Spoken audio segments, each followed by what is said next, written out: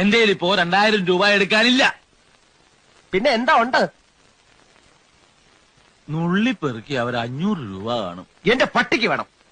മര്യാദക്ക് 2000 രൂപ എന്റെ കയ്യിൽ എണ്ണി തന്നില്ലെങ്കിൽ അതിന്റെ പ്രത്യാഘാതകം.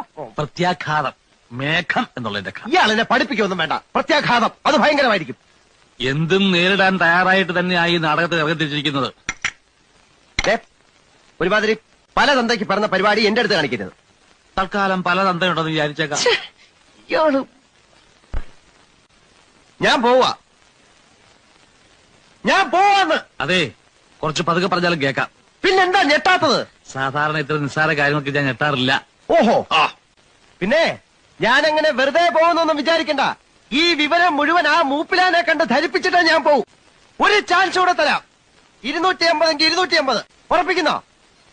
രണ്ടുപേരോടും കൂടെ ചോദിക്കുന്നത്. എടോ, തനിക്ക് നാണമില്ലേണോ?